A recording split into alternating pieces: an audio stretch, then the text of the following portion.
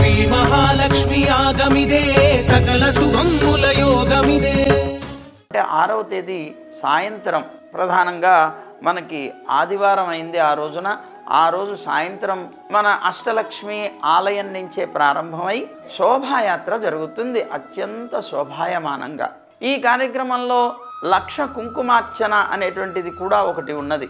ఆ కుంకుమని ముందుగానే అందరూ కూడాను వారి వారి యొక్క స్వయంగా హస్తాలతోటి ఆ అమ్మ యొక్క నామాన్ని చెప్తూ కుంకుమని ఏరేటువంటి విధానం కూడా ఉంది. ఆ ఏరినటువంటి ఆ కుంకుమ ఏదైతే ఉందో అవన్నీ కలశాల్లో పోసుకొని ఆ రోజు శోభాయాత్రలో అందరూ కూడాను పాల్గొంటారు, ముత్తైదువులైనటువంటి వారందరూ కూడా.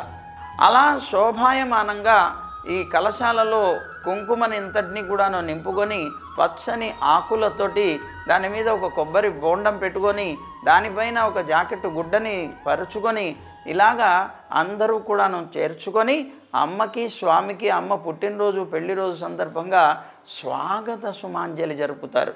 ఆ జరపడం కోసం శోభాయమానంగా జరిగేటువంటి ఈ శోభాయాత్ర 6వ తేదీ సాయంత్రం 5 గంటలకి మన అష్టలక్ష్మి దేవాలయం నుంచే ప్రారంభమవుతుంది. ఆ అష్టలక్ష్మి దేవాలయం నుంచి ప్రారంభించి అది టెలిఫోన్ కాలనీ, అలాగే రామకృష్ణాపురం మీదుగా అల్కాపురి, గ్రీన్ హిల్స్ కాలనీ మొదలైనటువంటి వాటిని అన్నిటినీ కూడాను స్పృశిస్తూ అంటే ఆ మార్గం గుండా వస్తూ మళ్ళీ అష్టలక్ష్మి ఆలయానికి చేరుతుంది ఈ శోభాయాత్ర. అత్యంత శోభాయమానంగా జరిగేటువంటి దీంట్లో అనేకమైనటువంటి వాయిద్య విశేషాలు కూడా ఉంటాయి. అలాగే ఇందాక చెప్పుకున్నట్టు పసుపు కుంకుమలతో కూడినటువంటి కలశాలతో ముత్తైదువులు అనేక మంది ప్రజలు భక్తులు పాల్గొంటారు. కనుక మీ అందరికీ కూడాను ఈ శోభాయాత్రకే కాదు ఈ మహాలక్ష్మి యాగానికి అందరికీ ఆహ్వానం పలుకుతున్నాం.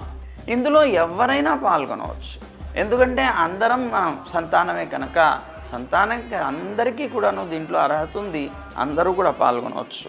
ఆ రోజు ఈ శోభాయాత్ర కార్యక్రమం అవి ఆ తర్వాత విశ్వక్సేన ఆరాధన, అలాగే అంకురారోపణ, పుణ్యవాచనం, మృత్సంగ్రహణం మొదలైనటువంటివన్నీ కార్యక్రమాలు ఆ రోజు రాత్రి జరుగుతాయి.